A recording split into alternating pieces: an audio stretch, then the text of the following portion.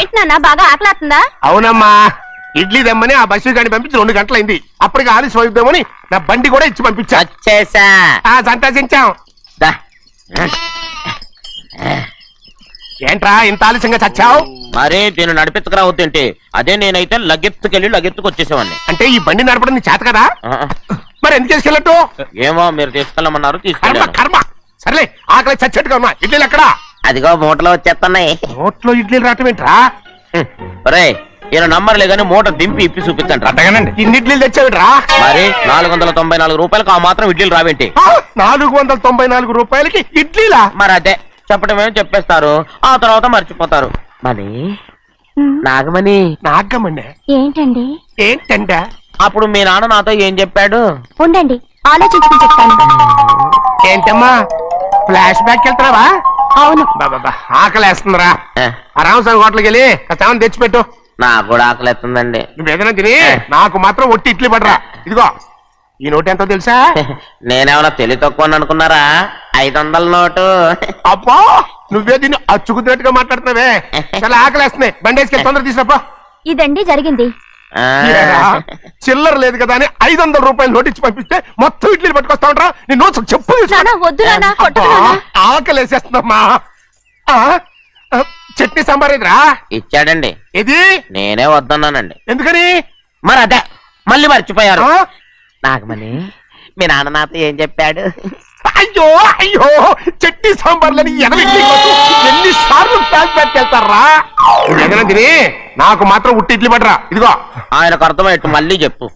నాకు మాత్రం ఒట్టి ఇడ్లీ పడరా. అయ్యో నువ్వు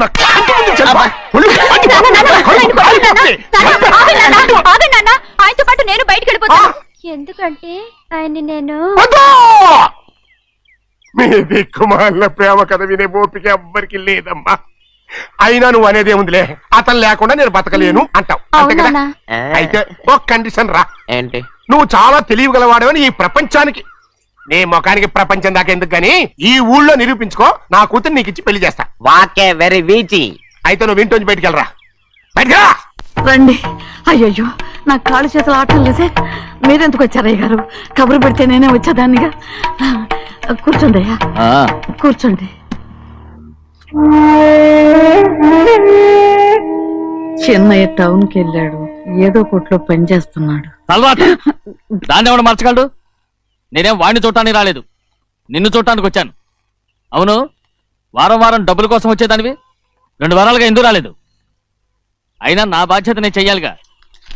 ఇదిగో తీసుకో. డబ్బొద్దండి. నీ మనవడిని నేను ఇంట్లోంచి తరిమేశాను వద్దంటున్నావా? ఇది నీ మనవడి కోసం కాదు, నీ కొడుకు కోసం నేను చెయ్యాల్సిన బాధ్యత. ఆనాడు ఊరంతా నా బిడ్డ తప్పు చేశాడన్నా మీ మనసుకి మాత్రం తప్పు చేశాడనిపించలేదు. ఈ రోజు నా మనవడు కూడా ఏ తప్పు చేయలేదు. ఆ విషయం మీరు తెలుసుకుని వాణ్ణి ఏ రోజు పనిలోకి రమ్మంటారో ఆ రోజే డబ్బు తీసుకుంటాను. నీ మనవడు చేసింది నేను కళ్ళారా చూశాను. దాని గురించి మాట్లాడాలంటే నాకే అసహ్యంగా ఉంది. డబ్బు తీసుకుంటావా లేదా? వద్దు బాబు. ఈ రోషమైన నాలో నేను చూస్తాను.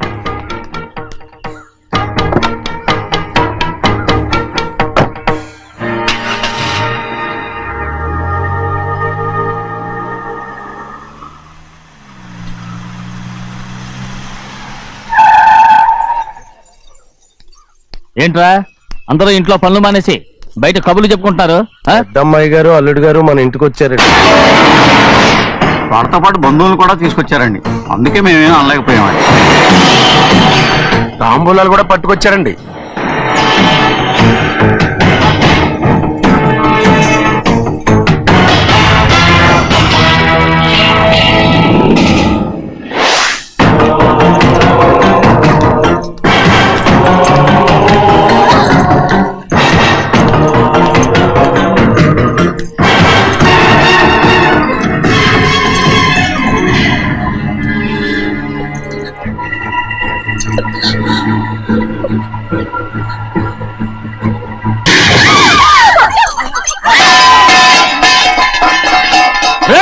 అయ్యా 15 ఏళ్ళైంది బంధాలు తెగిపోయి.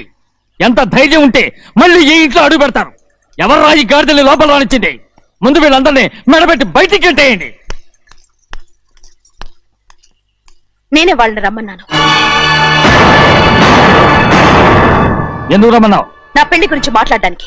నీ పెళ్లి గురించి మాట్లాడటానికి వాళ్ళెవరు? నా తోడ పుట్టింది, మీ కన్న కూతురు. దాని మెడలో తాళి పండే రోజునే ఆ వర్షం మారిపోయింది. తాళి కట్టించుకుని వేరే ఇంటికి వెళ్ళినంత మాత్రాన మీ కూతురు కాకుండా పోతుందా? ఈ విత్తనవాదం వద్దు. రమ్మని చెప్పి నువ్వే వాళ్ళని పంపని చెప్పు. అంత కాని పని మేమేం చేశాం బావా? ఇంకోసారి బాగా అంటే మర్యాద తక్కదు. మీ చిన్న కూతురు పరుగు పోయినప్పుడు ఏమైందో ఈ మర్యాద? అది నా సొంత విషయం రా. నాకు సొంత విషయమే. ఏంటో నీ సొంత విషయం? అక్కడ నిలబడింది అది నా అక్క కూతురు. చేసుకునే హక్కు నాకుంది. అందుకే పిల్లని అడగడానికి వచ్చాం. చెప్పు తీసుకొడతాను. నీ అక్క పోయిన రోజునే అబద్ధాలు అయిపోయాయి. నా కూతుర్ని ఎవరికి కట్టబెట్టాలో నాకు బాగా తెలుసు. కానీ నా పెళ్లికి నా ఇష్టం కూడా ఉండాలి నాన్న. ఓహో, వీడిని ఇష్టపడ్డావన్నమాట పెళ్లి చేసుకోవటానికి. కాదు, తల్లి ప్రేమకి ఎలాగో నోచుకోలేకపోయాను. అట్లీస్ట్ ఆ ఇంటికి కోడలుగా వెళ్ళి అక్కలోనైనా అమ్మని చూసుకుందామని ఆశపడ్డాను. నీ ఆశ నే బతుకున్నంత కాలం తీరదు. ఎందుకు తీరదు? నా పెళ్లికి మీ అనుమతి అవసరం లేదు. నేనిప్పుడు మేజర్ని. ఎవరితో మాట్లాడుతున్నావే? ఆయన మనకు జన్మనిచ్చిన తండ్రి. ఆయనకిష్టం లేకుండా నీ పెళ్లి జరిగిపోతుంది అనుకుంటున్నావా?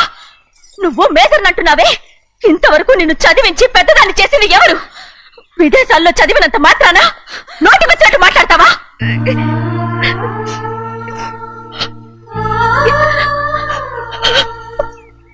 నన్ను క్షమించండి నాన్న.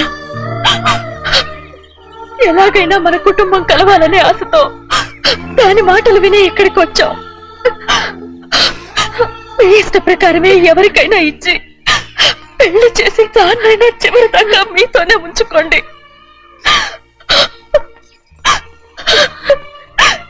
వెళ్ళొస్తానన్నా. ఎందుకు వదినా వెళ్ళొస్తామని చెప్తున్నావు? ఈ జన్మలో ఇక్కడికి రాలేమని తెలిపోయింది కదా. వెళ్తామని చెప్పు.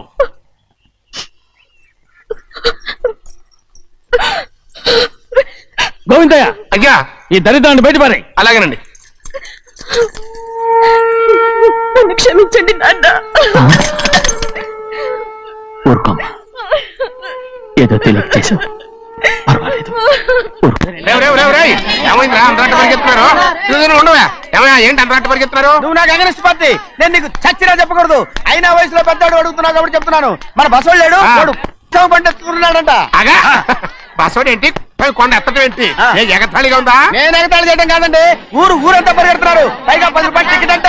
బసోడు కొండ నేను తీసుకెళ్ళి చూపిస్తాను. నా కూతురా. ప్రశాంతంగా ఉండండి, ప్రశాంతంగా ఉండండి.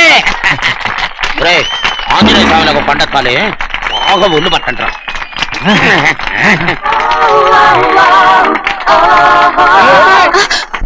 ఆడ కొండనెత్తబోదు నిన్నెత్తిపోతాడు. ఊరుకోండి కుమస్తా గారు, ఆడికి ఆ కొండనెత్తడం ఈజీ, దీన్ని కష్టం. వయసులో ఉన్న ఆడపిల్లని చూస్తే చాలు తలనేరిసోడికి కూడా జోకులు వస్తాయి.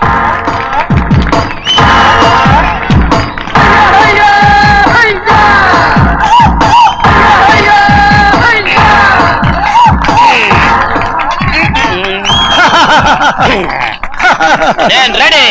ఏంట్రా రెడీ? కొండనెత్తు. ఓ 50 మందిని పిలవండి. ఎందుకు? ఆ కొండను తెచ్చి నా చేతుల మీద పెట్టడానికి. అప్పటి నుంచి నేను చెబుతూనే ఉన్నా, ఇది ఇట్టని ఫిట్టింగ్ ఏదో పెడతాడు అని. ఒక్కడనా నా మాట విన్నారా?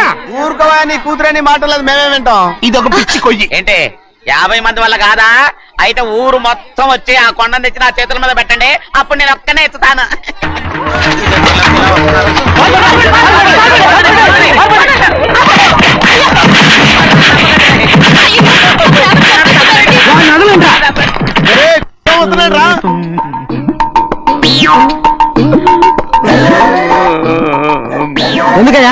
ఎందుకయ్యా అమాయకుడు పట్టుకుని అందరూ చిత్త కొడుతున్నారు? అమాయకుడా?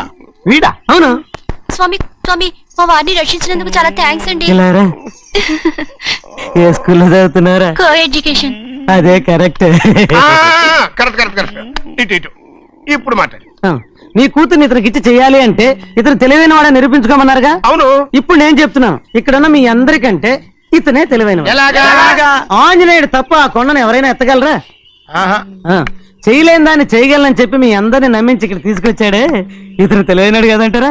ఇది తీవ్రంగా ఆలోచించవలసిన విషయం. కరెక్ట్. ఒక తెలివైన వాడే ఎదుటి వాళ్ళని తెలివి తక్కువ వాళ్ళని చేయగలడు. He is very bright. ఇప్పుడైనా ఒప్పుకుంటారా? ఒప్పుకున్నట్టే గుండె మీద చేసుకున్నాడు కనుక. స్వామీజీ స్వామీజీ, మీ ఆశీర్వాదం ఉంటే వచ్చే వారం నేను నీళ్ల మీద నడుస్తాను, ఆపై వచ్చే వారం భూమి మీద ఈదుతాను. అలాగా? ఏది నీళ్ళల్లో నడు చూద్దాం. ఇక్కడ నీళ్లు లేవే. ఏడ్చలేవాయ్, నువ్వు నీళ్లలో నడుస్తావో నేల మీద ఎత్తావో నాకు అనవసరం. నా కూతురుతో నువ్వు సరిగ్గా నడుచుకుంటావా లేదా? స్వామీజీ చెప్తే నడుచుకుంటాను. స్వామిలాగా మాత్రం నడవకు. ఈ జన్మలో చస్తే నీకు పెళ్ళి అవుతుంది. దా, దా. ఆ, చేతులు కలపచ్చుగా. భజన వాయించండి. వెళ్ళొస్తాను. స్వామీజీ స్వామీజీ స్వామీజీ ఏంట్రా? అది నా పెళ్ళం చెయ్యి. ఓ సారీ, నా చేతి కర్ర అనుకున్నాను. ఆహా, స్వామీజీ అంటే వీడు కర్రను వదిలేసి కన్నీ నెత్తికెళ్తున్నాడు.